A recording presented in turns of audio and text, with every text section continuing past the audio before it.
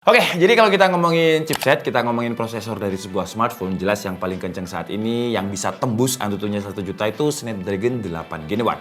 Masalahnya dari semua HP yang pakai Snapdragon 8 Gen 1 yang pernah di KID review kayak Xiaomi 12 Pro, terus juga ada Zenfone, terus juga ada OnePlus 10 Pro, Realme GT2 Pro, terus terakhir juga ada Poco F4, Samsung S22 Ultra. Itu performanya masih belum stabil karena nggak ada cooling yang bisa mengalahkan kekencangannya dari Snapdragon 8 Gen 1. Jadi kita butuh device tambahan. Dan perkenalkan, ini adalah cooling yang paling laris di Tokopedia untuk cooling smartphone. Kalau sellernya bilang ini namanya sih X9 Cooler Radiator. BTW kenapa saya belinya di Tokopedia? Karena kemarin Tokopedia lagi ada campaign yang namanya Serbu. Jadi si Serbu official store Tokopedia ini bakal diadain pertengahan bulan dan pastinya bakalan ada banyak diskon, flash sale sampai 90%, terus juga ada cashback dari banyak brand yang terkenal. Dan yang paling orang-orang suka termasuk saya adalah program gratis ongkirnya. Karena gratis ongkirnya ini sampai 100% mulai dari tanggal 13 sampai tanggal 24. Jadi karena tanggalnya mepet, cuman tanggal 24 aja, jangan sampai kelewatan. Untuk info lengkapnya nanti akan saya taruh di kolom deskripsi. Link pembelian dari Fan Cooler X9 ini juga akan saya taruh di kolom deskripsi. Balik lagi ke X9 Cooler Radiator ini, kenapa dia bisa terjual sampai 1.600 unit lebih? Menurut saya karena harganya terjangkau, tapi fiturnya nggak kalah sama cooler-cooler yang harganya lebih mahal. Contohnya ada Razer itu coolernya harganya 999.000.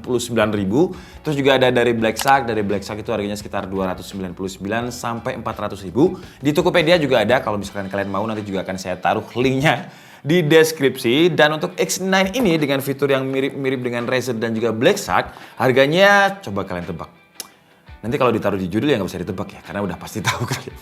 Jadi harganya ini 199.000. Dan sebenarnya X1 Cooler Radiator ini udah pernah saya coba di OnePlus 10 Pro dan juga di review Poco F4 GT kemarin. Tapi saya masukkan lagi biar kalian dengan harga 199.000 itu sebenarnya dapat apa aja. Karena kalau dari segi packaging ya, ini kayaknya bukan barang resmi. Kenapa saya bisa bilang seperti itu? Karena dari judulnya aja udah bahasa aksara Jawa gini ya, bukannya ini bahasa Mandarin. Cuman karena saya nggak bisa bahasa Mandarin, jadi saya pakai bantuan aplikasi aja untuk lihat dia ini sebenarnya artinya apa. Wah, jadi kalau bahasa Indonesianya itu pewarna semiconductor ponsel. Wah, ini RGB, semiconductor RGB smartphone gitu kalau bahasa Inggris. Terus kalau bahasa Indonesianya di sini tadi, ubah hidup dengan teknologi, gunakan teknologi. Oke, entah ini bener atau enggak, tapi buat kalian yang mungkin bisa bahasa Mandarin bisa tulis di kolom komentar apakah benar. Dan saya juga mau lihat untuk selling point-nya karena di belakangnya ini juga spesifikasinya dia pakai bahasa Mandarin. Translate dan hasilnya, nah ini ya. Coba kita lihat kalau dari sini ya. Jadi kalau dari bahan material dia itu pakai PC plus aluminium alloy, copper dan juga silikon. Interface-nya, konektornya dia pakai Type-C. Terus untuk compatibility-nya dia dengan smartphone yang lebarnya itu sekitar 68 mili sampai 89 mili. Warnanya frost white atau carbon black. Beratnya 83 gram, untuk wireless chargingnya dia bisa di 10 watt. Dan sekarang coba kita lihat dengan harga 199.000 di dalam paket pembeliannya ini ada apa aja. Jadi kita dapatnya buku panduan yang bahasa Mandarin juga, bahasa Indonesia aja kita jarang baca, apalagi bahasa Mandarin. Tapi di baliknya ini ada bahasa Inggris ya, ini masih bisa dipakai sih. Terus juga ada kabel, nah kabelnya ini ada untuk kabel ke Type A ke Type C, terus juga ada kabel langsung Type C to Type C-nya. Jadi kan ada beberapa cooling itu yang harus pakai Type A. Nah, kalau misalkan smartphone itu nggak ada Type A-nya, jadi kita harus kecolokan coolernya dulu ke adaptor yang lain. Itu ribet. Tapi kalau ada kabelnya seperti ini, itu bisa langsung digunakan sambil ngecas juga. Karena kan dia tadi ada wireless chargingnya 10 watt. Dan ya, kenapa saya akhirnya memilih X9 ini? Karena kalau dilihat dari gambarnya ya, dia kan ada kayak semacam termostatnya atau status dari termometernya. Jadi dinginnya berapa, panasnya berapa. Wih, ini minus 3 derajat Celcius. Kayaknya nggak mungkin ya kalau Snapdragon 8 Gen 1 bisa minus 3 derajat Celcius, kecuali mungkin pas dia mati. Dan kira-kira seperti ini kalau misalkan dia nyala. Ini saya cobain dulu pakai kabel yang Type A to Type C-nya tadi, yang panjangnya itu sekitar 1,5 meter. Saya penasaran untuk bobotnya, kan dia diklaim 83 gram. Apakah benar-benar 83 gram? Malah jauh. Tuhnya sekitar 80 gram lah. Ya masih oke lah, ini padahal udah pakai kabel. Dan kalau kita perhatikan di bagian ini padahal dia nyalanya cuman nggak sampai 10 menit ya. Tapi udah kayak ada embun-embunnya gitu di sini. Nah jadi kalau kalian lihat, Kalau kalian pernah lihat reviewnya di KD yang tentang headset gaming Omen, itu mirip kayak gitu cara kerjanya. Jadi ini kayak semacam teknologi semiconductor yang dia bisa merubah hangat menjadi dingin. Makanya ini kalau kalian lihat kan, ini ngembun banget ya sampai berair. Cuman apakah aman buat HP kita? Aman, karena di bagian sini kelihatan nggak ya di kamera? Nah ini sebenarnya ada kayak semacam thermal pad. Thermal padnya ini dilindungi lagi sama thermal silikon yang warna hitam ini. Jadi nggak usah takut kayak namanya baret-baret di HP. Ini kan ada kelihatan kuning-kuning itu kayak thermal pad terus dilapisi lagi sama silikonnya. Terus kenapa dia tadi bisa 68 sampai 89 mm? Karena dia bisa di-adjust. Di bagian atas dan bawahnya sini itu juga dikasih rubber biar smartphone kita itu nggak gampang lecet. Dan karena saya penasaran, saya coba FLIR dulu ya untuk area yang ini. Apakah dia bener-bener dingin? Nah ini kalau dari FLIR-nya aja udah kelihatan ya mana bagian panas. Jadi kalau misalkan saya tembakkan FLIR-nya nggak ke bagian itu 26 derajat Celcius. Tapi kalau yang bagian biru ini kan kelihatan dia dingin banget ya. Dia ada di 14,6, 15 derajat Celcius, 16 derajat Celcius. Dan apakah termostatnya ini akurat? Wah, dia ada di 9 derajat Celcius. Kalau di kamera nge-flicker ya, 9 derajat Celcius. Cuman kalau di sini itu 17 derajat Celcius. Kemarin Malang itu sempat 19 derajat Celcius dan itu saya udah kedinginan setengah mati. Kemarin sebenarnya dia udah kita tes di Poco F4 GT ini. Jadi kita udah tes tanpa cooling dan juga pakai coolingnya ya ini. Kalau mungkin kalian pengen tahu review detailnya silahkan lihat aja videonya Poco. Tapi di video kali ini akan saya ulang lagi tapi di Antutunya aja lah ya.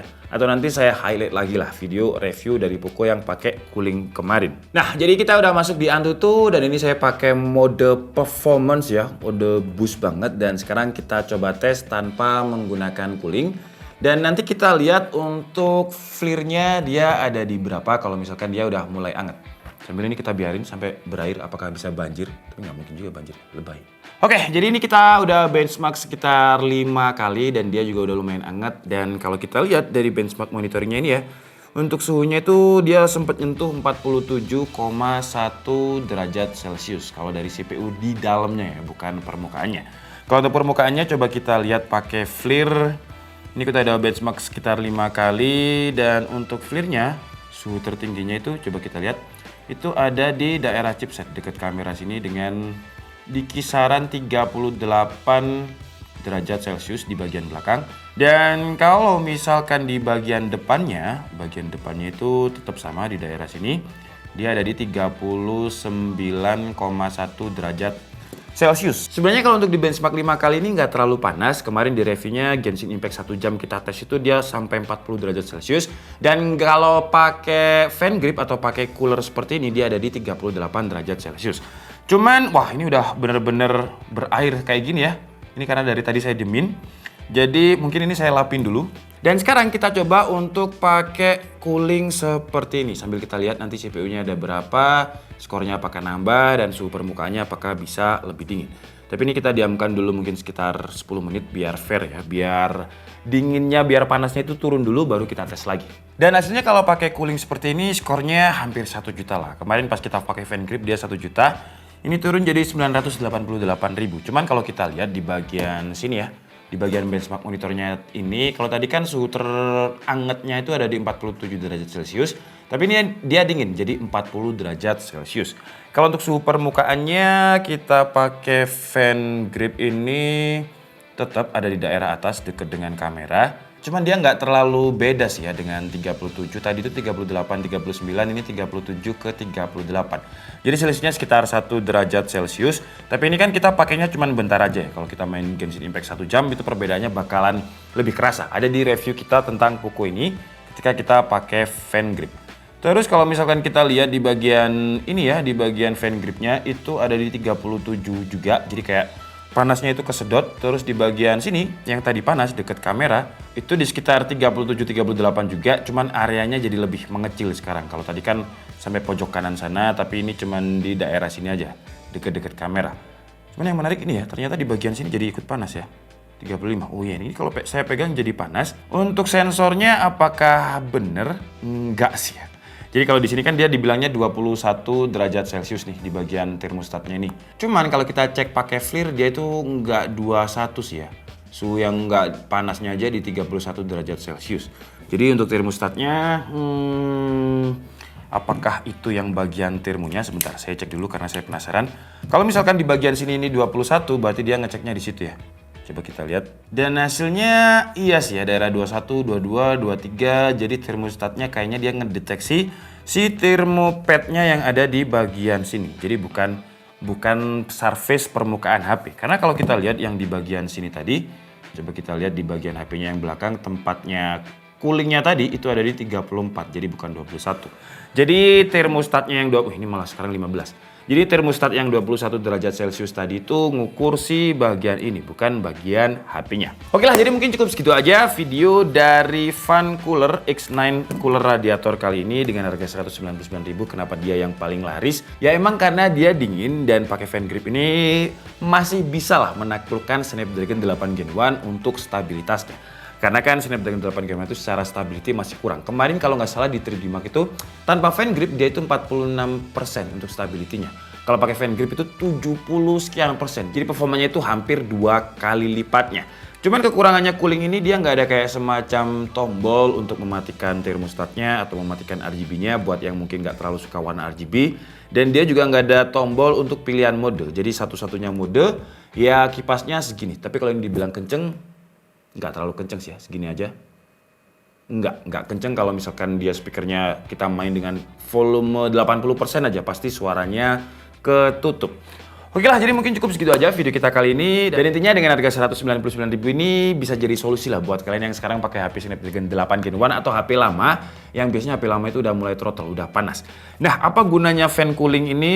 Karena salah satu musuh utama dari sebuah smartphone dan semua device menurut saya adalah panas. Kalau misalkan udah panas, baterainya itu bakalan cepet habis. Karena contohnya kayak di Sony Xperia aja, kalau misalkan dia udah panas, kameranya nggak bisa dipakai. Terus kalau misalkan kalian juga sering ngegame, suka ngegame, kalau misalkan dia udah panas, throttle ya yang terjadi adalah drop FPS dan penurunan performa.